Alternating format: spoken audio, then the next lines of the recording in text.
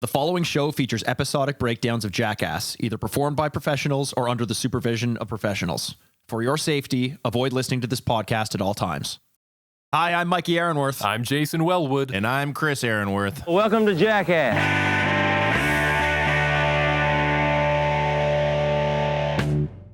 Welcome to Jackast. It's the podcast where we're on a path of destruction through every single episode of Jackass. We are three lifelong fans of the show, reliving the belly laughs, bad ideas, and broken bones. Today we're going all the way back to season 3 on episode 6, which came out July 29th, 2001. And was there anything specific that happened on that day, Chris? You may be able to enlighten us? I found two pretty good headlines. One just was basically exactly what it was. And the other one was actually like maybe the more interesting fact I've ever read doing this. So the first headline was just kids smoke and bomb cigarettes, which is basically just PCP. So yeah, I've been knowing that's been happening for a while. Was that from your diary or from the newspaper? A little bit of both. But this article is written by Clemente Lisi, who also wrote this next article on the same day. The headline of the article is Hitler, rah, rah, rah, CIA's wacky cheerleader link. And I was like, is this from the New York Post, not like some kind of, basically what this article is saying is they found out that the Sig Heil, his famous, whatever that action is, salute, he stole from high school American football cheerleaders. And he loved that. He loved their cheering so much that he actually incorporated their kind of style of cheering into like the propaganda that he was using. That's amazing. That's what the CIA reports, and his best friend Ernst Hanstinger claimed that's exactly what it was. So one thing you gotta give, and I don't want to be one to give him too much credit. I love where this is going, but goddamn, his army looked great. They dressed to the nines, and I feel like their suits made by Hugo Boss. By the way, maybe. I think, a lot of like modern day, I know Volkswagen and a lot of modern day companies have their roots tying back. I would like to point out the fact that we just completely ran over the pun I threw at you guys, which was they dressed to the nines. Oh my God, that's really good. It was too good I didn't even notice it. It was all right. It was pretty good. Hey, when he wasn't busy painting houses, man, could he dance? I guess. Could he dance? He could put on a cheerleading routine. What a fucking weirdo that guy is. Let's stop. Let's just stop talking about him. I don't think that's we need a great to give call. him That's any more minutes on this podcast. Let's talk about something. A group of guys that we all love and I've missed since last week. I'm glad to be back to see everybody's favorite character in Jackass. It's Johnny Seabassville here, and welcome to Jackass. Yeah, you better bet there's some fucking boating themed stunts on this one. I'm excited to talk about that because, I just anytime we're hitting the boat with Pontius and Stevo, you're in for some good one-liners, some really like introspective, reflective thinking as they peer over the edge into the water. I know the exact scene you're thinking about, which we're going to get to. And it was the most wholesome moment I've ever seen in this episode. It was great. Like that's one of the later stunts. Yeah. Anytime they're preparing to go out on an expedition like this, it's like there's always that moment. They're just, they're getting ready. They're like, it's like a hockey player getting ready before the big game in the playoffs. They're just sitting there on the boat. They're very reflective. Staring on the bench before everyone gets there. Yeah. Pontius is always looking out at the sunset, saying something that just fucking makes the show. God, I just want to talk about this, but we do have some other segments to get to before we get there. So let's jump into numero uno. This is the magnet suit with Johnny Knoxville. We're at a junkyard here. Now, if you've ever seen those big junkyard magnets, these things are fucking high power, boys. I mean, we've got Johnny in a suit of armor here, so you can kind of put two and two together. I love that he says, I'm going to get picked up by this big magnet. Maybe. Then he runs off into the distance. The tone of this one is so funny because it's just them trying to get something to work. And we had a reference last week in the a couple weeks ago to the Notre Dame episode, and they refer to the bird suit as being like a notoriously bad one. And I remember way back when we reviewed the bird suit, we're like, did they know this was as shitty as it ended up being? Are you talking about the squid suit or the squid suit and bird suit? There were the two of them that were really bad. It was like bird suit was basically squid suit 2.0.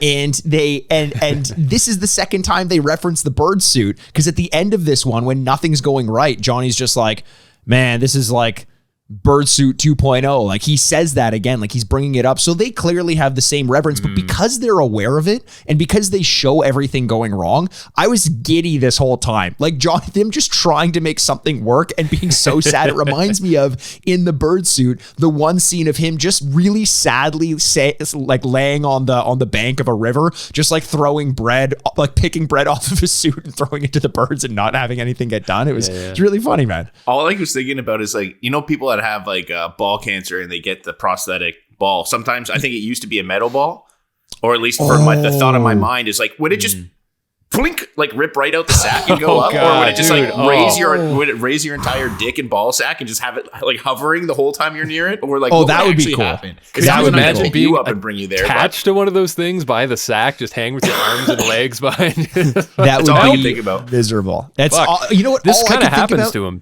All I could think about was two things. One, the fact that I so desperately want to, and as I get older, I'm 33 now, I'm realizing that I might never in my life put on a suit of armor, and that really fucking bums me out. Like, I just always assumed it would happen at some point. I don't know what the context would be. Don't give up. Maybe like the night at medieval times like fails and I've got to like jump in and I don't know what it was, but I'm never going to wear a suit of armor. The other one was, if you had asked me like a year ago whether these giant magnet things were real or just a product of cartoons, I would have assumed they didn't actually exist. I am baffled at the fact that these things are actually real, and happy that they do. A huge metal plate, and it'll suck up anything, man. Like, you've got this one point when Chris, you mentioned the ball incident. Like, if someone had a prosthetic ball, I almost wonder if Knoxville's fingers were getting ripped out of the sockets or something, because there's a point here where when they turn it on and he's got the backs of his hands, and he's got metal gloves on here too, these gauntlets, so they stick immediately, and then they start lifting him off the ground and he starts screaming in pain like, stop. Everybody's trying to get this guy to put him down. It takes a couple of seconds. But I'm wondering if, because of the way he had the backs of his hands oriented, if he was just hanging by the knuckles there, and if that's why he was in so much pain. No, he had the rim. He had the rim of a car, right? When it was, and he was hanging from it. Oh, is that what it was? Yeah, okay. and that was honestly the moment. I don't know if I've ever been as concerned for someone's safety than during this sketch. For some reason, his helmet falls off. Metal things have already detached from this magnet. Yeah. And he's hanging on by a rim, which is hanging like on the edge of it to the magnet. And if that thing comes down, he's pulling it right into his head and he doesn't have a helmet on. That's why they started screaming. I think they all started to pick up on the same thing. They're like, he's hanging from it. I thought it's because his helmet fell off, and if he went too high and dropped on it, he would like land on the helmet, therefore breaking both of his ankles. That could definitely be it too. But I think the fact that it's going to come straight down into his head, because that's what would happen. It makes sense. I guess so. It totally makes sense. And I think that's just a testament to how dangerous this is. And it's like one of those things you don't, because nobody's doing this, you're not really aware of what the risks are until you start 100%. Doing it. Yes. And that's why we're all speculating on what could it have been. I think there's probably a long list of things that could have went wrong in that. I do love, however, when they decide, okay, maybe the suit of armor isn't safe, so let's put Dave England in a steel drum suit. And this is like an oil barrel with a hole cut out for arms, and so he could see through it. And he's just kind of rolling around in this thing. He stands under the magnet, they pick him up, and he's in the air for quite a long time. And they're just kind of like fucking moving him around and shit. And he seems okay. Like, this seems like it went over a little better. I was scared because it felt like the kind of thing, again, that could have gone very, very wrong. But Dave England coming in, I'm just always a fan of that. And he looks like he's about to film like a 1970s science fiction movie on a shitty budget. That's like robots from the future. Like, that's what they all look like. Totally. or like a grade school rendition of Wizard of Oz or something like that. Like, he's the Tin Man. I can't believe I'm saying this, but I really enjoyed this one. Do you guys mind if I go into my review on it? Go for it. Yeah. So I think the fact that they knew it was shit and kept it in anyway and joked about the fact that it was shit, I love nothing more than a good wink to the camera. Let me know that you're on the same page as I am, where I'm like, what the fuck is going on? Similar to the in a couple episodes ago, we had Johnny Knoxville with the belt sanding skates, where it very easily could have been absolute garbage. And the fact that it was sort of minuscule made it better. I'm going to give this one a 7 out of 10. And I think it deserves it. I think that's fair, for sure. Chris, what would you do on that? I'm going with a 6 out of 10. I definitely get the points that Mikey was saying, but it still was boring for the most part. Like, there wasn't anything like too crazy. I got a good joy when England came back and he's doing his little dances, which actually brought it up in my opinion. But like it definitely didn't push it over the edge where I was like, I can't wait to watch this sketch again. Sure. Yeah, for sure. I think like the overall concept of what they were trying to accomplish here got me really excited. I know that much. Even if it could have been better in ways, I just liked that they were trying this because it takes a lot of creative thought to come up with something like this. So I'm going to go a little bit higher just based on that. And one thing to mention as well that we didn't mention before I give the rating is that I gotta ask, I have to, like, is this in some way bad for your brain? In any way? I'm assuming it has to be. 100%. You know, 100. It's bad for your whole fucking body. There's no way it's not. In some way. I don't understand the science behind it. I'll give it a solid 7 out of 10. I'm right there with you, Mikey. Nice. Really enjoyed it. And I hope we can see something like this again, maybe one day. And even if we don't, hey, at least we fucking got it. At least we did. And hey, speaking of things that we're grateful for getting, this is something I didn't know that I wanted, but I'm glad we got it. This is Hot Dog. Bam Margera dressed as a ballpark Frank here doing some skateboarding and shit on the vert ramp there. And all I got to say, boys, is that pussy's got some lips. You see the buns on that hot dog? They're just flapping in the breeze there. Free flowing. It is very close to being. I feel like if you changed the yellow of the mustard to like black for hair or something, it could very well be that. What, by the way, brings me to the point. If God didn't want us to eat pussy, why did he make them look like tacos? That's a good point. Yeah, I saw that joke on Instagram the other day. Shout out to whoever the fuck posted that on my story. I didn't need to say that. Yeah, shout out to ranch on top. Whoever that was. But yeah, we'll see a couple of wieners throughout this episode. So we'll come back to that. Mikey, this is the cutest hot dog costume, though. It's adorable. I love it. But do you so remember, cute. like, the hot dog costumes were like the morph suit of the late 90s, early 2000s. Like, all you had to do to be funny was have a hot dog suit. That was it. What's the joke? What's the punchline? Both the setup and the punchline are, hey, guys, I've got a hot dog suit, and everyone fucking loved it. I actually campaigned, oh my God, in high school. We were filming this commercial for Comtech. It was like part of a project, and we needed a hot dog suit to get it, but a hot dog suit was like $60.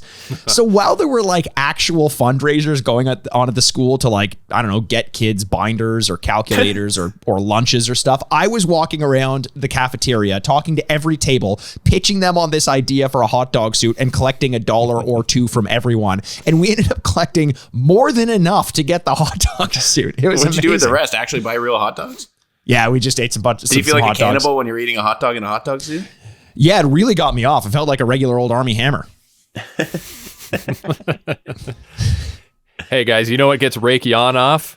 Science. That's science, baby. And they've got a very dangerous looking canister in the back of the car. What is this, Raytheon? This is liquid argon. Not hazardous to people, but it does displace oxygen. Now, did they just say Raytheon or Tory Belleci? Because I'm getting some real Mythbusters vibes right here. I got to tell you though, this one on someday. He's been referenced too many times. Oh God, this segment is one that I had high hopes for, but I felt personally fell flat. I feel like the guys just didn't know what to do with it, or maybe it was a little awkward, because when do you ever see Johnny Knoxville and Raytheon together in something? I think this might be the only time I have really seen just them.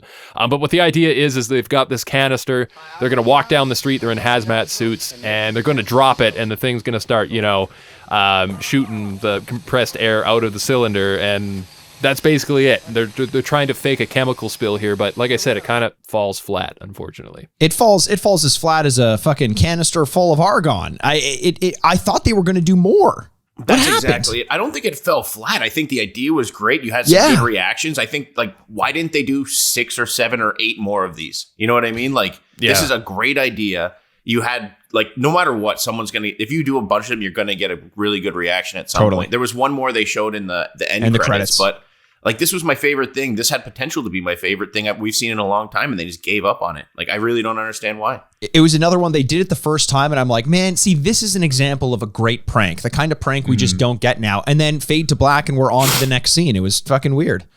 Yeah, not much to it, unfortunately, but at least the next scene does save the day. At least it did in my mind. This is Snow Scooter. We're hitting the hill. on a scooter without wheels. Man, these guys, they must have just went out to the hill and shot bulk footage because they've got everything. Now, this doesn't top the ladder from last week, but this is pretty cool. You get some backflips off the ramps on this. I really was impressed at how much fun they made snow scooting look, and I'd like to give it a shot myself one day. It's Dave Englund. He just goes at everything he does as though it's a real sport and treating it with that kind of reverence. Like, I really do. I think he's so good at things like this. But you're right, Jay. I was thinking the same thing. They really went into this season like, how many things can we send down a snowy mountain? We got porta potties, we've got tubes, we've got ladders, we've got scooters. Like they just basically brought their, like they sat at the base of a mountain and just started picking up objects. Like someone was doing construction nearby and took a scooter to get there, and they had a porta potty there as like a makeshift bathroom, and they're like, just take all that shit and bring it up to the top of the hill. We're gonna send it down and see what happens. I think out of all the ones that they've done, though, like, you know, all of the extreme versions of sports or whatever, like this was probably the best one in terms of maybe not like what happened, just in terms of like actually potentially being something. Like this 100%. Like you could actually do it. I could actually see this picking up and being something cool. Or now scooters in general are like blowing up like crazy. I know. Like in the skate park, like there's some really cool shit. Like I never would have thought I would say that, but I could actually see this type of thing coming back into reality, like an actual real life version of this now. I totally agree. Guys, the more I see this hot dog suit, the more I just see a pussy with a whopping clitoris on top of it. That's all I can see. In fact, I was so mesmerized by this that I didn't even write down what was happening. I just wrote down sizable clitoris in my notes. Am I pronouncing clitoris? Is it clitoris or clitoris? I don't know. You know what? I was looking for it in the dictionary to see how I'd pronounce it, and I just couldn't find it anywhere. This is some sort of joke that has gone over our heads. I like mine better. Mikey's was like too expected. Maybe. I like mine better because I said it, and that's usually the difference maker for me. Touche. Well, that's the reason why I didn't cheer after you said yours, because you just walloped on over mine, and now everyone's going to forget what mine was, so whatever, fuck you. Yeah, well, you know what, guys? Much like the horn on a unicorn, I think we should just ride off into the moonlight here. And I also made a clitoris joke right there. I don't know if you horn into the unicorn. Yeah, because it kind of like there's this little button on top of the horn. The unicorn. What do unicorns look like in your life? Better yet, what do clitorises look like? Jay, if you're messing around with anything down there and you feel a horn, you might be up to something that you didn't think you were up to. Right? Okay, maybe horn was a little. Spent too much time in Thailand there, bud. Maybe horn was a little generous. It was a little generous. But I was just trying to go with the mythical theme. And all I know is when I am down there, for your information, Chris, sometimes I do get and I wonder what's going on. But anyway, football follies here with Ehren and Stevo. Let's just dress up in fucking full-on American football uniforms here and get in that department store and go fuck some shit up. Stephanie Hodge is following behind, cheerleading. And I love this, man. They just run in there. Whoever, I don't know who's who here, but one of them goes long, and it's a nice pass. Flips over a rack of coats. Oh my God, that looks like so much fun. I want to do that.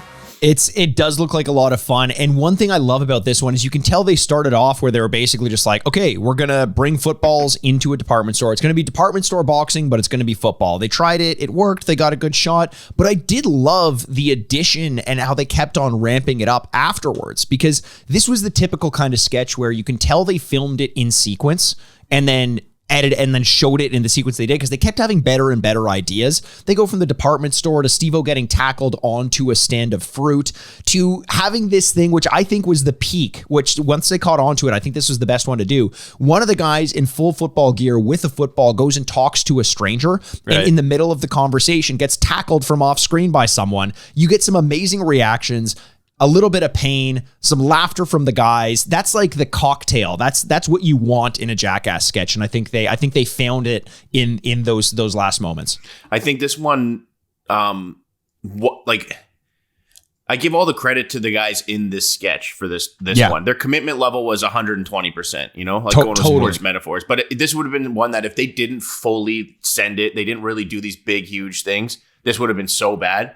Yeah. But it actually ended up translating very well, in my opinion. And it's all because they really, like, the hits were huge. The pass, like, he jumped right over that entire rack into the fruit.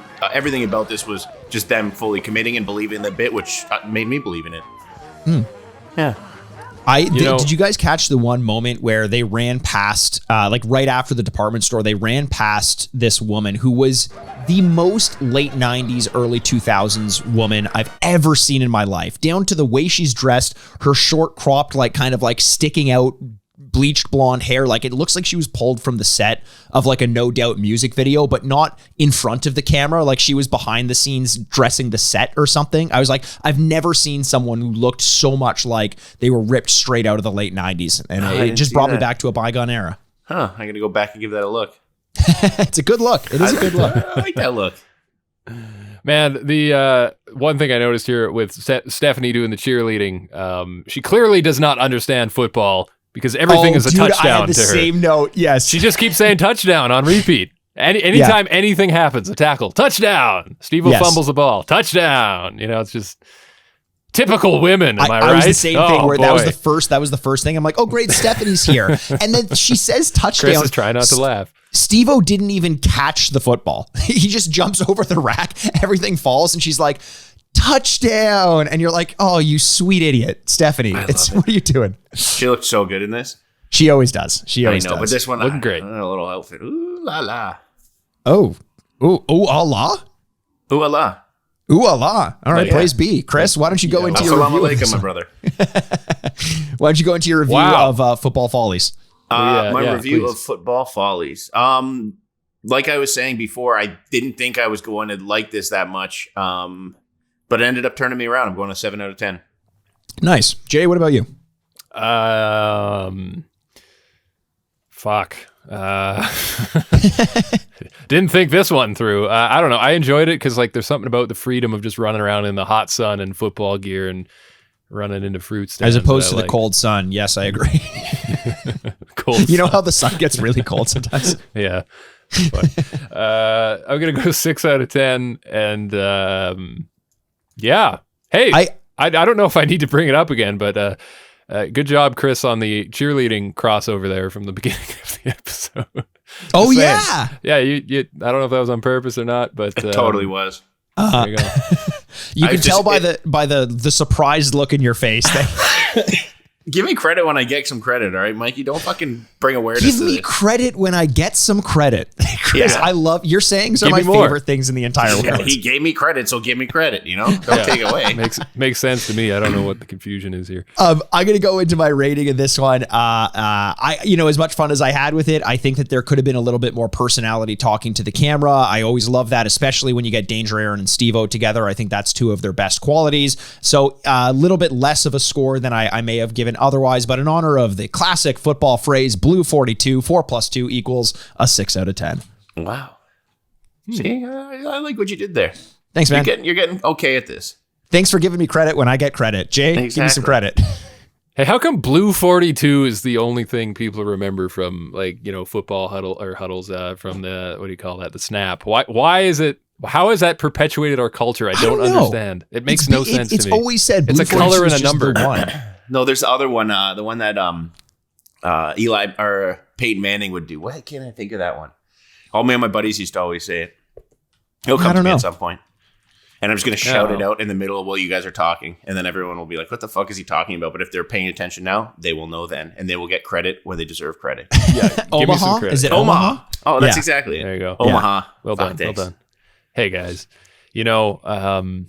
I don't have segue for this one, so Johnny Knoxville's going to ride a bull backwards. Yeah, fuck that, says Johnny Knoxville when he sees this thing. He's very scared. He doesn't want to do this. So basically, what you have to do to win at this game is you sit on the head of the bull and you hold on to the back, like where the saddle would be. And basically, everybody... Like they do a test run. One of the cowboys gets in there and he shows Johnny how it's done. Does a good job, I must say. And, Johnny's getting psyched up here. They tell him, I hope they pay you a lot to do this shit. What I was wondering, though, is, we're here at the rodeo grounds, as we've been many times in the Jackass TV show. And Gary LeFew's bull riding school, baby. Where the fuck is the slim to none montage? I literally was waiting for the opportunity to say that. I literally was that was my next line. Good on you, Jay. You figured out too. We need slim to none. If they're going back to the same spot, come on. Yeah. Did we get Shorty in the last one? Did we see Shorty before? Was he in any of the other ones? It sounds familiar, but I can't remember. Because this guy's great. He's bold as fuck. You could tell he invented this sport by accident and just happened to be really good at it. He fell into the bull pit, clasped on like a goddamn cartoon character, and actually ended up inventing a new sport. He's good at it. He spends some time on it. I know there are some people that actually do this, and they're like, this is that almost like a sub genre of the bull riding industry. Oh, interesting. But for me, I'm like, you realize when you're sitting like that, how much closer your balls and asshole are to the horns. If you box and you slide down, you're in some serious shit. Like that's why that's so much sketchier to me. Fuck. and Johnny's not bad at it either. He looks a lot. He looks a lot less formal doing it. This honestly seems as though I know it would be scarier and more dangerous because you're facing the wrong way. It seems easier than regular bull riding because you can kind of wrap your legs around the neck. You can get a little bit of leverage there, but it would still be fucking petrifying. The thing that really struck me about this one is when Johnny's getting onto the bull and they're giving him instructions. They're like, okay, put your foot down here. You're going to grab on over here. You're this. And you can tell he's like kind of nervous and shaking. And you know what it reminded me of? It's like anytime we've gone ziplining or something like that. But the thing about ziplining is, yes, you're a little bit scared, but you also know in your heart nothing is going to go wrong. In Johnny's case, it's the opposite. Yes, you're scared, and chances are something is going to go wrong. That would be fucking scary, dude. Yeah, he stays on. Sorry, Chris, go ahead. No, I literally didn't have anything to say. It just Mikey, or there was like a gap, so I was trying to think of something to say. So go on, Jay. Welcome to behind the scenes, baby. he stayed on there a clean 2.5 seconds, I'd say, which is, I don't know, not too bad considering what he's doing. But they wanted 8 seconds out of him though, and there you go. That's basically the stunt all in all. I don't have a lot more to say about it, but I do appreciate when Johnny commented saying, my goods were bouncing up and down on his back the whole time, which is a good visual. I'd say if I had to rate this one, again, bull riding in Jackass, as Chris has stated, clearly not a staple of Jackass, as we're seeing here. Exactly. We've only seen it once. This is the first here. But this kind of twisted my words. This kind of did feel like a first for Knoxville because it was uncharted territory in a way, and you could see the fear in them. I like that they played to that and they didn't just skirt by it. But overall, I wasn't as entertained as some of the other bull riding stunts we've seen. Not to say it was bad or anything like that, but I'd probably just sit at a solid 6 out of 10 for courage and might.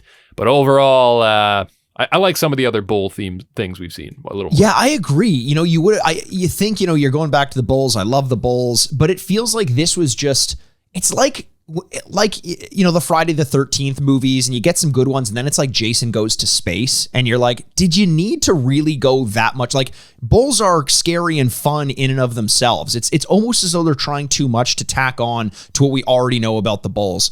And because of that, like, I like the moment seeing some vulnerability in Johnny. That's kind of nice, to know he's human and he has fear like we do as well. But the actual bull riding moment I didn't love. And one of my favorite points in any bull sketch is the aftermath when the guy's been bucked from the bull and the bull chases after them. There was none of that in this one, and that was a little bit disappointing. I'm giving this one, just like you, Jay, a 6 out of 10. I'm going with a 5 out of 10. I had the bull, like I said, it's a great idea to see how the riding backwards goes, but like they said, I definitely took off points for not having the personality and the inside jokes that we came to love whenever they go to Gary LeFew's bull riding school. Yeah. There's no real interviews with the other cowboys. You don't even see really the camera as much pointing to them, like, oh my God, this idiot. Like, I love that whole thing where they're like, who is this guy? It's almost as if now they just accept that Johnny is a badass and he's part of it, which takes away the fun of them wondering who this crazy guy is. It's a good point. What I mean? So yeah, 100%. It was a little lackluster. More backluster because he wrote it backwards, baby. I think that pun was a little lackluster. Could have left that one on the cutting room floor, but hey, we got Stevo Knievel here. Speaking of, I love that Stevo. What? Stevo you Knievel. Like that? Yeah, I just love it so much. They should use that more, but they're in the office here again, just in that long hallway where they do such stunts as the water jug jump thing, or was it water bottle? I don't remember. The bunny hop here is all about riding your scooter over what appears to be some sort of plastic bin. It's nothing. There's nothing to this one. I can't believe it made it in. I know. They needed a couple more seconds to make that broadcast standard, and that's so give us one more of the chemical spill. Yeah, or something. Yeah, totally. But hey, Who cares? Let's just forget about that. It was pretty forgettable. This next one, though, I think this was the highlight for me of the whole episode. Hey, ladies, I'm Johnny, and this is Chris Pontius. And we're literally out on the street, outside of a gathering of ladies here. And they seem like nice ladies. Chris, what's the red light district? Am I missing something here? I feel like I'm missing something here. From what I understand, it's just an area where they put on all these red lights for some reason. And it's supposed to scare away mosquitoes. Oh. So that the mosquitoes aren't sucking blood and transplanting all the AIDS from all the hookers that are being fucked around there. Oh, right. So it kind of just ended up working like, itself out. I like that. I thought it was the area of the city that cars weren't allowed to drive through. Ah, right. I like the mosquito analogy. That was something special there. I had no idea where I was going. And I could tell. I was like, hey, Chris, keep going. You're going to find it. And I bailed myself out. The whole listener group knew it as well. But you got there. You got there eventually. I was pretty proud of that. Can I just say that inviting these fine young ladies onto some paddle boats to perform a race was just brilliant. And I love that each guy, Knoxville and Pontius, each gets their own megaphone on the back of the boat. They're just shouting, pedal, let's go. And I mean, there's a point where another guy in a boat tries to cut in their way and they just start screaming at him, hey, out of the way. This is an important race. Move out of the way. Dude, guys, this was a dream. I mean... Do you agree, Chris? Because I didn't like this one. This one didn't do it for me. But the one thing I couldn't stop thinking about is you could see on those girls' face, like, I honestly, genuinely think they just would have rather fucked for that $200 and actually have to paddle a fucking boat. Like, they're just like, what are we doing here? I don't want to exercise. I just want to fucking go home. Like, this is harder work than they expected, you know? They were straight to business, too. They're like, hey, would you guys want to come paddle boating? They're like, $200 a head. And then they look at each other. You can tell that's more than they usually ask for because the other two kind of look at her like, what the fuck? Sure, yeah, let's do $200. Yeah. And I mean, like, guys, the reason this got me thinking about something that I love dearly, Norm Macdonald, rest in peace. If you've ever seen Dirty Work, there's that scene where he hires all the prostitutes to shoot that commercial. And the line, all right, listen up, prostitutes, is like, it's one of my fucking, just a room full of prostitutes, like having a board meeting, going over the plans. It's just, there's something beautiful about that. And this just had that vibe to it of like, you know, let's just do the unexpected and like a fucking paddle boat race of all things. It's absolutely ridiculous. You know, you take your family out on the pond on a Sunday afternoon for one of these. In premise, sure, but once it was just a guy on the back of a paddle boat screaming at women to paddle faster, and the fact that they clearly weren't enjoying it just made me enjoy it less. Like, I don't love a Jackass. International Women's Day was last week, all right? Fucking, who gives a fuck anymore? They have their one fucking day, and then we can go back to being assholes again, all right? So you don't have to fucking play that role, message all of them, say, oh, I'm on your side. They're fucking prosies. They say they'll do anything for 200 fucking euros, and they just have to ride a fucking bike or a paddle boat. It's true. Right? I mean, they got the better. Although we heard last week that the Jackass crew members made $300 per stunt. So they probably heard the $200 thing. They're like, let's pocket their extra 100. We're making some more money on this one. Let's get 5 prostitutes. I don't know, man. I don't like a Jackass stunt where the person is so clearly pissed off in it. Like even the eggnog challenge when Preston Lacey was flipping tables, I was like, dude, you're ruining the vibe. This is not why. I would get pissed off if I had to drink that much eggnog. I would get pissed off if someone were yelling at me in a paddle boat. I want to watch people kind of have a glee in their eyes when they do it. Otherwise, it's just kind of misses the marks. So for the $200 requested, I'm giving this one a 2 out of 10. Oh, wow. Really? Yeah, didn't do it for me. Seriously. I'm going a 6 out of 10. This was better than an average sketch. It was funny. It was a funny concept. You got some personality. You had the megaphone, like Jay was saying, was just hilarious. Because they're just like, are you fucking kidding me with that megaphone? And I mean, hey, you can't be upset. They probably paddled for 10 minutes, made $200. All right. So like ultimately, they're not going to be pissed off at the end of it that, you know, they didn't get, you know, it was maybe a little humiliating, but they also agreed, hey, we'll do this. Like they're like, yeah, I'm down for that. And I don't know. I like the idea that they're like, this is so humiliating. I would rather go back to getting the dump on the chest by the tourists. Right? Well, I don't know what accent that was. But it was Dutch. No, it works. It works. All right, there we go. Like, listen, the thing is, I don't feel like this is, let's have a go and laugh at the prostitutes at their expense. I really don't feel that way at all. Yeah, I don't feel either, like to be clear. I don't think that's what this was. Yeah, the two idiots here are the guys on the back of the boats with megaphones who think that they're so cool that they paid prostitutes to have a paddle boat race. And that's why I love it, because it's like obnoxious and ridiculous to the point of just being like, if you were out just, you had the day off and you went down to the park and you saw this, you'd be like, what the fuck are those guys doing? Totally like, what agree. is this? And I love that. I love a good public jackass stunt that just has people scratching their heads. And I felt like this was a nice touch. So boys, True. Mr. Hard Marker here is going with a solid 8 out of 10 on this. Whoa! Loved it. Made me laugh. Cool. I'm glad have you enjoyed no it. But, read on you, Jay. but I don't get where you go with those numbers, because there's some other ones that are way better. But hey, to each his own. To each his own. Yeah, well, listen up, prostitutes. We've got more guys over here. So. Brandon Deco is here, and he's a pirate. I mean, man, we've got Manny and we've got the crewman here, but I think at the end of the day, the good thing is that we have a guy who can do a pirate voice. Otherwise, this would have just fell apart entirely. I think we can all agree on that. This is the stunt we referenced at the open of the episode. This is Shark Ride. We're hitting the boat. And I got to say, guys, with Pontius, Steve-O, and Manny all together here, holy fucking shit. Is Manny ever cut? Did you see those washboard abs? I was not expecting that. I don't think I've seen him with his shirt off, at least not in a long time, and that took me by surprise. I agree. He's a beast, man. It's great to know that he's a beast and his job is to tame wild ones. Like, maybe they just have the ultimate respect for him. They see his abs and the sharks are like, you can ride on my back. Just please don't hurt me. God, with that majestic hair flowing behind him. Yeah. It was so long ago, and I was talking about on the podcast how Manny literally rides hammerhead sharks, and people were like, I don't know about that. And I spent so long trying to find clips of it, and I couldn't find the clip but I know I seen it, so I was starting to second guess myself. And this sketch came on, and I was so fucking happy because that's amazing. I knew I saw it.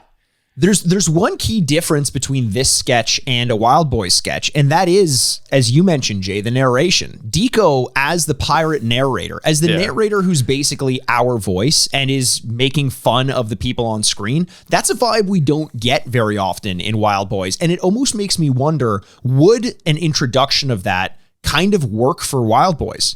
Every so often, if that David Attenborough type said something that wasn't just pure fact and was instead like, Steve-O is the dumbest son of a bitch I've ever seen. Like, it would be kind of good to get that, I think, because it made me laugh when Deco, they're in water and he's just like, once again, Steve-O's failed. It's like, that's funny. It's like, look at this dipshit waving his, like, actively is attracting the sharks. I was like, that kind of worked for me. That's great. I love Barrel, by the way. Oh, thank you very much. Here it is. That's good. The murderer of the sea. Now Chris is getting in on it. Give me an Attenborough now. Chris, your turn. Come on. I literally fell asleep watching David Attenborough last night. The amount of nights I fell asleep watching David Attenborough. See, there's a new thing that came out called, like, I don't know, Life or David same thing as every other one. Puts you to sleep. Just breathes stories. As the Mikey did the best. If you got to go on Mikey's Instagram and find her, hopefully, maybe we'll repost it. It was Mikey did a bit where he was like David Attenborough voiceover. My dad was in the pool and like he was like just sleeping, like he was dead with a pool noodle behind his back and one behind his leg, just floating there. And Mikey was the narrated. sleeping Brian. It was the best fucking. Mikey, you got to put that up on the Jackass. Okay, I'll do that. Yeah, it's one of my favorite videos you've ever done. Twitter and Instagram, you can find it there. Jay, you mentioned though at the top of the episode the intimate moment when Steve-O and Pontius are gazing into the ocean. That moment, in my mind, I'm sure this wasn't the case, but in my mind, they're laying down with their chest on the ground, and in my mind, their feet were up, like wiggling their feet, like they were at a sleepover. 100%. And Steve-O looks at Pontius and he's like, are you scared, dude? Like, so it was so childish. Like I know, like we're having a good time. Like, it's hard not to be a bit scared, right? Yeah. It's just so cute. It was Blood so brothers cute. For life, man. I totally got that vibe that you outlined there. Like, they're hanging off that boat. They're about to ride a 10-foot hammerhead shark, by the way. That's the aim anyways. And I think the thing I like about the segment is I think they're starting to realize that this type of content could work as its own show. And I think it's beautiful to see Wild Boys coming about. It's nice to see the genesis. It's something I didn't really think or anticipate that we would see, and it's a nice surprise. But I like the idea. I like the idea that that they're sitting on the boat and Steve-O goes to Manny and he's like, Manny, like you're really good at this. We need to get you on more often. And Pontius is like, we don't need to get you on this show more often. What if we had our own show where we go out in the wild as boys and just deal and hang out? And then Deco's like, yeah, I'll be the narrator. And they're like, fuck off, Deco. We're getting David Attenborough. And Deco's just sitting there like, I guess I'll just be back home in Pennsylvania. Yeah. All right. I got to say, I was just about to get to the pirate. I think we can all agree, sarcasm aside, what the fuck is wrong with me? Sarcasm aside, that we could do without the pirate. Deco, I love you, but your pirate's not, it needs something else. He loves his pirate, but here's the thing. Spend a weekend with Johnny Depp or something. I don't know. I think they did, because this came out. You think in he spent a weekend with Johnny Depp? Yeah, because this came out in 2001, and Johnny Depp's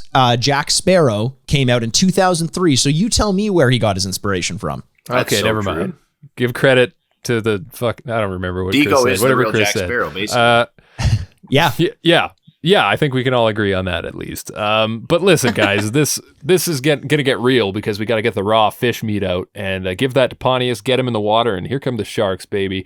The hammerhead is nature's murderer, the pirate tells us. Steve-O is wearing his Speedo on the outside of the wetsuit, which I just wanted to point that out as a nice touch. Yes, unnecessary, that was a very nice touch. but a nice touch. But yeah, they get in there and they swim around for a while. It's kind of, we've seen this happen before with wildlife themed stunts where you're expecting something big, and I don't think it's fair to always expect something big to happen, but you know, they do play around for a bit. There's some close encounters with the sharks, but really overall there's nothing that stands out in my memory as like a moment that, you know, we have to mention here, at least for me. I agree. You know, there were sharks, it was cool, but that's basically it. Are we giving this one a rating? You guys want let's give this one a rating.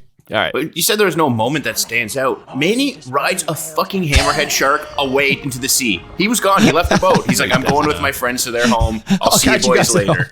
I'll catch you guys in the next set. That's the most majestical thing I've ever seen in my life. He rode a that's fucking how shark. Season 1, episode 1 of Wild Boys, when they boat out to South Africa, he didn't come with them. He just emerged from the ocean when the boat was 100%, parked. right? Exactly. Yeah, did you guys check out the clitoris? The clitoris on that hammerhead or what? Oh, talk about a hammer handle. Oh boy. Yeah. Anyway, I'm just going to give this one a solid right down the middle, 5 out of 10. Not because it was bad. It had some moments like the, peering into the ocean that I liked, but yeah, pretty run of the mill wildlife stunt that didn't amaze for me. I agree, Jay. There was a decent amount of personality here, but it felt like they were being a bit lazy in terms of what their backup was if it didn't work out. And because of that, I'm actually going a little bit lower. I'm giving this one a 4 out of 10. Oh my God, you guys are fucking stupid. You guys are just Thank stupid. Because nobody is wilder than the Wild Boys. We got the Wild Boys. This might be one of the most organic bursts of the Wild Boys. Come on. Manny rode a fucking hammerhead shark. He did. That didn't happen. A hammerhead shark. Steve-O did all the death calls. Every single way that you're not supposed to react in the water, Steve-O literally did with a swarm of hammerhead sharks around. And you guys are giving it that low. I'm going an 8.5 out of 10. All right. So Red Light District was I'm gonna a ride 2 off the from fucking Mikey and a ocean 6 away from from you. you. And this is an 8. That I don't understand. But hey, to each his own. That's fine. Listen up, prostitutes. We've got more ground to cover. I'm just going to say that every time when I do don't it. know. I'm down. I'm down. Hey, Ryan Hot Dog Dunn right here. And what are you doing? They ask Ryan Hot Dog Dunn. He says, I'm riding a bike. Still seeing a clitoris. I know I'm all about this clitoris this episode, but just tell me that's not a huge, giant, overinflated, erect clitoris. And this hot dog's about to get a nice money shot with the mustard. And that was the best part of this. It's clear beautiful. Ryan Dunn, when he's going through, he doesn't really know how to do tricks on a bike, but he was giving it his all. I actually found his commitment level to this pretty funny. But the best part was when he's on the ground writhing in pain and directly into his open mouth from 20 feet away. That was a nice shot. Yeah. From the distance of the length of a hammerhead shark, someone sprays all the mustard in the entire squeeze tube into his mouth. That was fucking hilarious. Yeah, that was definitely the best little part. You guys ever have like a super soaker fight when you were a kid and you mix 100%. like mustard and ketchup into the water in your tank? Oh, Definitely no. not. Yeah. That's You terrible. asshole. Yeah, I'm hot sauce so mad is- at you right now. We got to Hot do that sauce to would be Chloe. Her worse. sister has a ketchup fear. We just fucking pin her down and just blast super soakers at her. That sounds so bad.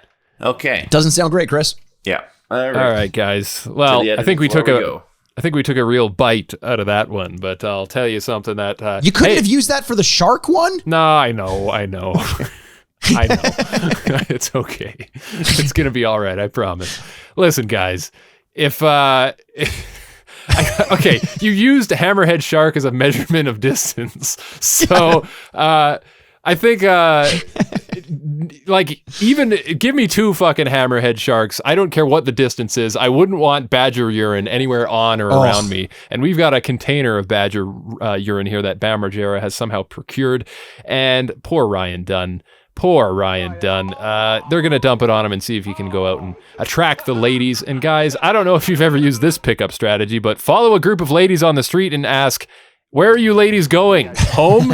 Where's home? Can I come? Can I come too? I guarantee you, 90% chance you'll be getting in the car and driving away with them. Look at his cute little outfit. He had that nice little, the khakis and the blue little collared shirt. Like he was such a fuck boy. Oh my God. You know what? boy. This one is a similar one that could have had like a decent, like a better reaction. The end is pretty funny, but I feel like you need a better improviser in this state, like someone like Dave England. Dave England wouldn't have been able to get or in a the pirate. Or a pirate. Yeah, I mean, maybe a deco. Ehren McGhehey may have been able to pull it off because we've seen he's got some improv chops, like in the parking meter fairy. But it was, the premise is great. I think on its own, I was just going to enjoy it, but there wasn't a ton. It didn't get good until he gets in the car with everyone, because you can tell no one smells it until he's in the car. No one's reacting. I'm like, what? Like, what's that smell? He's like, it's a menthol. That was such a good line. That was talking about improv. That was a great line. That was good. Oh, fuck. I haven't smelled the smell of that's like fucking grandma cigarette right there. Menthol. Yeah. Whew. Yeah, this would be my most embarrassing stunt, though. I would never fucking do this. I would rather do that too. I would rather do the nut, the cup test than this one. Yeah, you're right. There's something degrading about being covered in urine, the urine of an animal. It's like, it's like a gullible guy got sold by some quick thinking salesman in a back alley with a trench coat somewhere, saying that this will aphrodisiac will attract all the ladies. I'm sure 100% of the time it works every time. Yeah, Sex Panther, baby. Yeah. What would you guys think is more potent of a smell? Badger urine or Manny's urine? Definitely Manny's urine. Definitely Manny's. Manny's definitely got more of a potent smell. Yeah, 100%. All the way. The animals respect him. All animals. All beasts. All animals. All animals. It's got to be some pretty intense musk, Imagine Manny at a club and he's walking out there covered in his own urine, and the women are like, "Get into our car, we're going home." He's like, "I got my own ride." Grabs onto a hammerhead shark and takes it into the distance. How many times do you think that's actually happened? At least 3.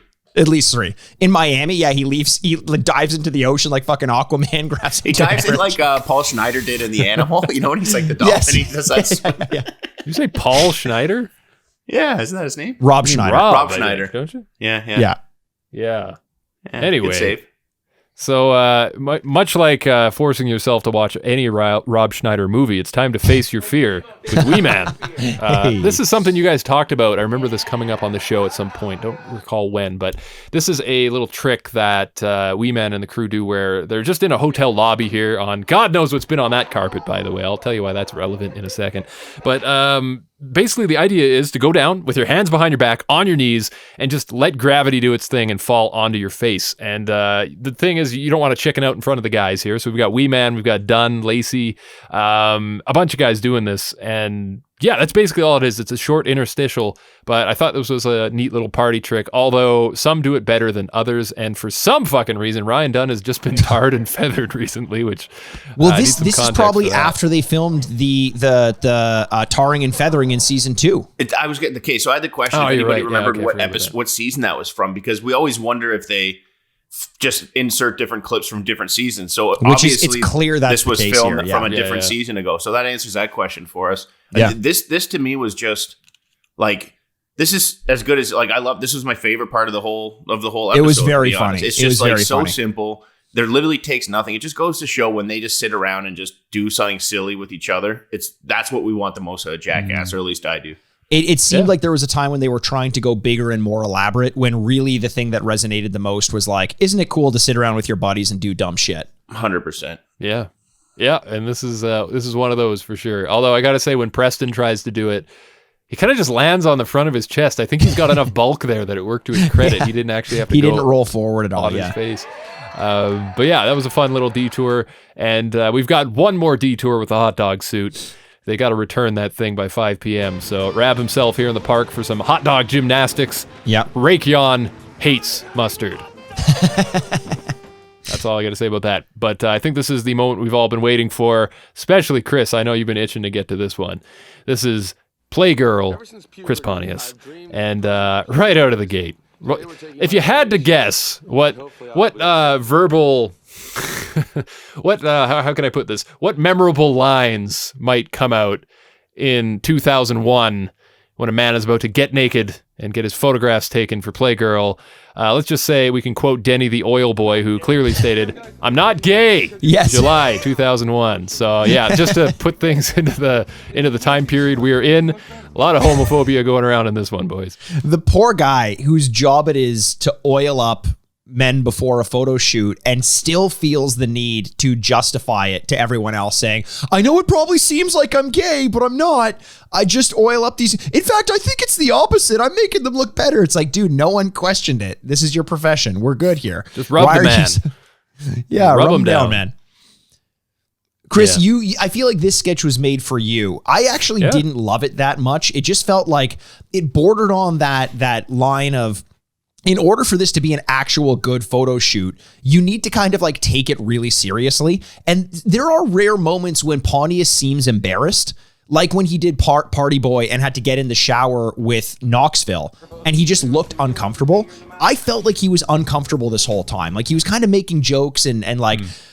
To me, it would have been, he would have shown himself to be more confident and less uncomfortable if he didn't have to have that smile and laugh and grin when he was doing it. Like if he just straight faced this one and every time Cossack had to get in for like a close up shot, just like stared down the camera at him, that would have been much funnier to me. Make the prank about Rick Cossack, not about Pontius during this. I love how you just went, Chris, this seems like one that you would want to break down and went on a 7-minute rant about everything about it. No, I didn't say break down. I said it was meant for you. And then I said, well, here's why I disagree.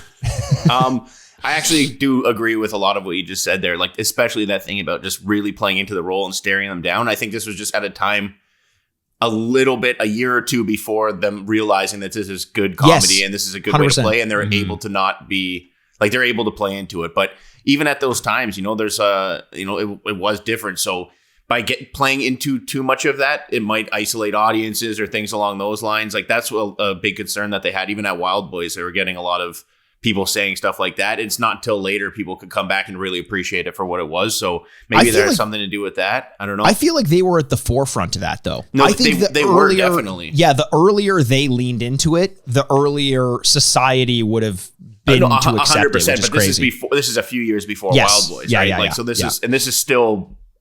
It doesn't seem like a long time ago, but things were so fucking different back then. So for sure. I just think they missed the mark on what they could have done with this a little bit. That being said, I know I've heard him on a podcast talking about it, and the story that he was telling about this was so entertaining. I can't even remember the details of it. I think he was on the Steve-O podcast talking about it, but I'm kind of like blending in that version of it, what we actually saw. So I was a little bit disappointed in what it came out, but all in all it's Pontius, it's Playgirl. I like it. Jay, what about you? Any specific thoughts on this one? Let's talk about some of the poses. How about that? The standout poses. We've got Pontius with the finger in the mouth. I liked the cross-legged nuts on a platter kind of stance he had. And that was the Oil Boys idea. He knew. Yeah. He knew. He's like, this would work. That guy's got like a, what do you call that? Like used to have people's contact information in a Rolodex. He's got like a Rolodex of, appropriate positions. He's been on enough sets to know, He just whips it out and goes, we can all agree the Oil Boy's gay, right? The Oil Boy's 100% gay. 100%, for sure. Okay. Oil Boy's so gay. And the sooner he admits that, I think the better off we'll all be. 100%. Listen, we got to get the butt shots in there, boys. I like when he laid, stomach down on the lawn chair there, and they had to come in and get the blemishes out of his ass crack with makeup. That was good. That would be the second most embarrassing moment of this episode to me. There's the smell and someone pointing to a pimple on my ass. I'd be like, I quit. I'm jumping off this balcony. You're so vague. And I mean, there's one thing that really stood out to me, and I think Mikey, you might have noticed this as well, and you've referenced something similar many times already. That's when he's crouching down in between the plants, and he's got a nice tiger tooth necklace on. We're almost all the way to puka shell here. So close to the puka. In fact, that almost counts. Like, it almost counts as the puka shell necklace. Like, give me that credit. It's so close to the puka shell necklace. It's the same fucking shape almost. Oh, yeah. Yeah, it had very, very heavy puka vibes coming off that thing. Yes. I got to mention my last two favorites. Obviously, we got to mention Bunny the lifeguard in the kiddie pool. I'm glad he brought out the attire for that. That was nice. He's bottomless this whole time, by the way. He does not... he lets that thing hang loose, which I think was needed. But my favorite was the beach ball, because he's just sitting on this big fucking, it's like a yoga ball size beach ball, and he's just bouncing around there. I don't know, just something about that got me chuckling. There's just something to the visual of it. But all in all, a successful photo shoot. And I gotta ask you guys, like, we've already mentioned that 2001 was a very close-minded time for a lot of people. I just kind of wonder, back in that time, if this was on the air and you were catching it, at the time, how many people were turning off their TVs at this point and being like, well, that's the end of the episode for me, and like wiping their hands of it? Because I bet honestly, you a lot probably a lot. I think if I knew my parents were home, I probably wouldn't watch it. Because the idea of them walking in on me watching that, I was part of the problem. I was like very afraid of people thinking I was gay when I was a kid. And I think if my parents walked downstairs at that point in time, I would have developed a complex. I probably would have been like, I will watch, which is way worse, by the way, where I'm like, I'll watch it when I'm alone, so I can really get into it. That just reminded me of a story that I just have to tell right now, and I'll tell it as quick as possible. We got into like computer hacking when computers just came out, and there was a program you could send. It was like a Trojan horse program. You could send it to somebody and they would click it saying it was something else, and nothing would happen on their computer, but you gained access to their computer. You could open up their disk drive. You could just do certain shit and just fuck with them. And there was a kid, I won't even say his name, but actually maybe I should, just because maybe his mom will finally believe him. But maybe let's leave it at that. So we actually opened up the website. Like, you could open up the browser, and we went to like gayporn.com. So that opened up on totally his computer. We're in like grade 6. Well, we didn't know. We just typed in that. We're in like grade, honestly, 5 or 6 at this time. And the kid's mom walks into his fucking room right as he has gayporn.com open and thought he was gay forever.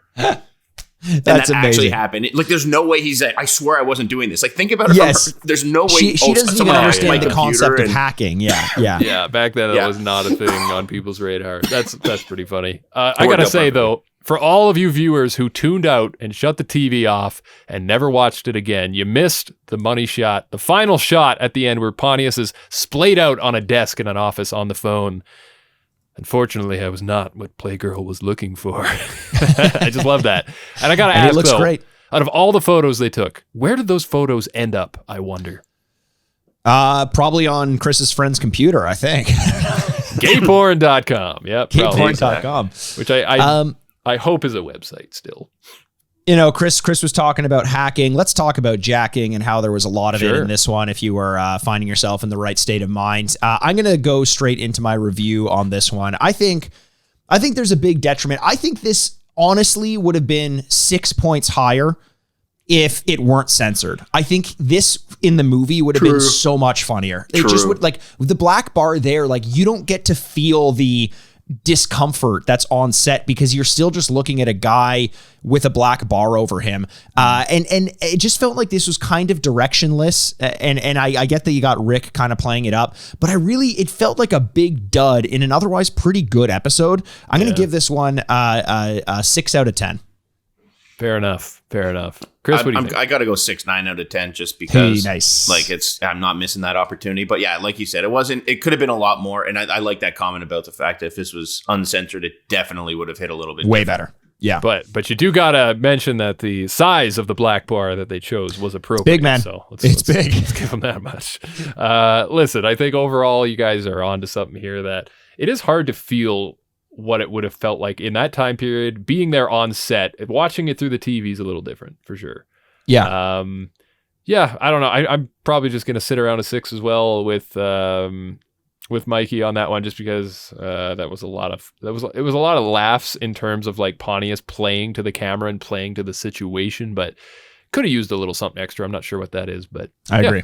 That's what I would say anyway. And you know what else I would say is that's the end of the fucking episode, and we're gonna roll some credits. We get a couple outtakes from the show. One thing that I was reminded of in the credits was the football tackles. We go back to that for just a moment, and Steve-O jumps into a fruit stand, and we get that shot again. And I just thought, fuck, man, I just want to run around with the boys and jump into things on a hot summer day. It looks like fun. Honestly, that looks like a lot of fun. We also get another argon chemical drop, which is like, okay, so they did film more. They just didn't show it as part of the segment. It was very strange, but that's that, guys. It leads us to our favorite segment of the show. It's our MVPs and LVPs. MVP of this episode, the most valuable player.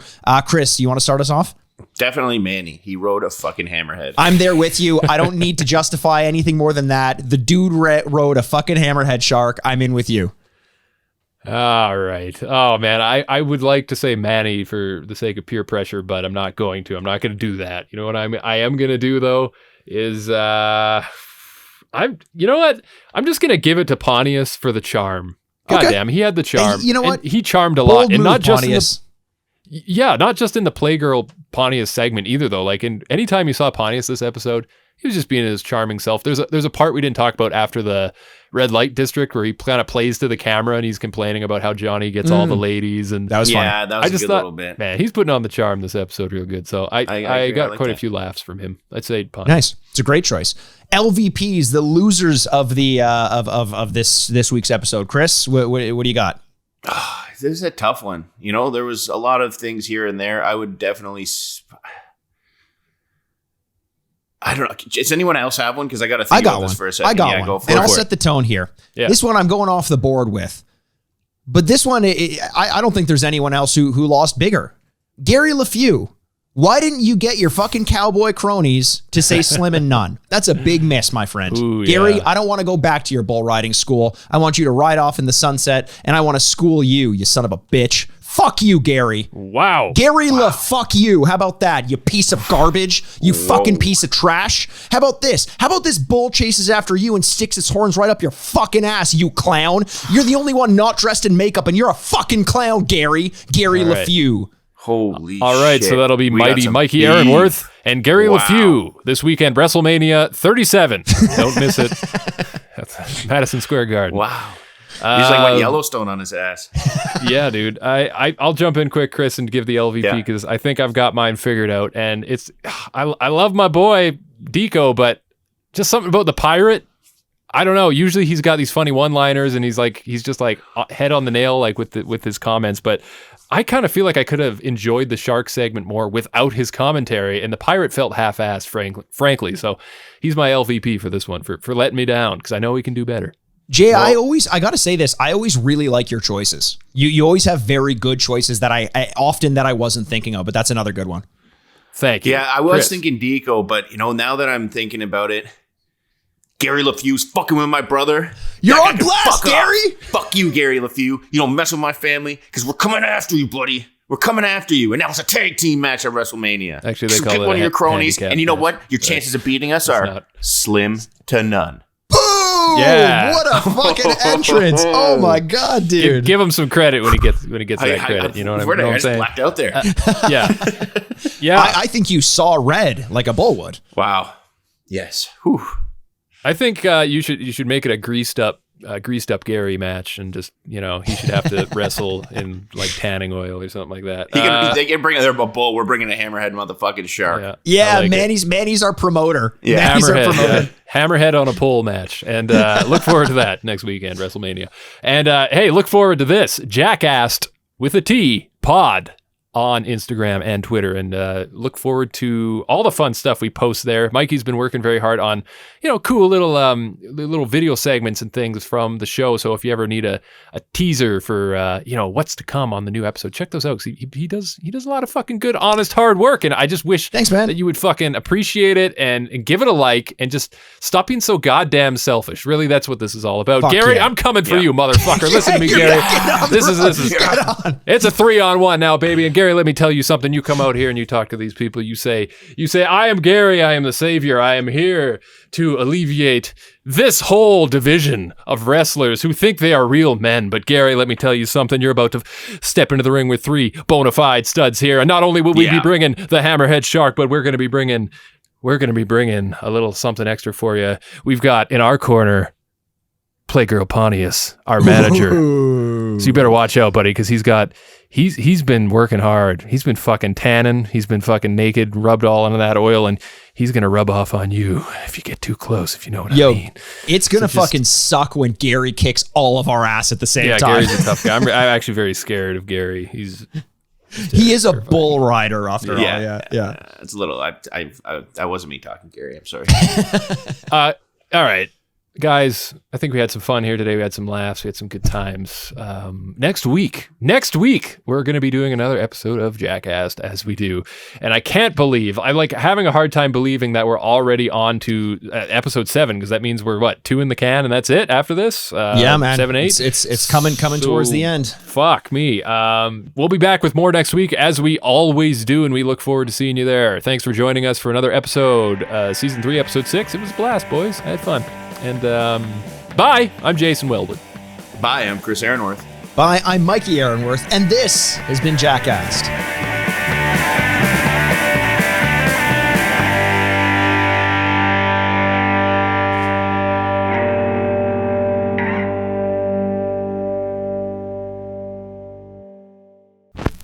Furnished by Sad Styles Productions. Get into it!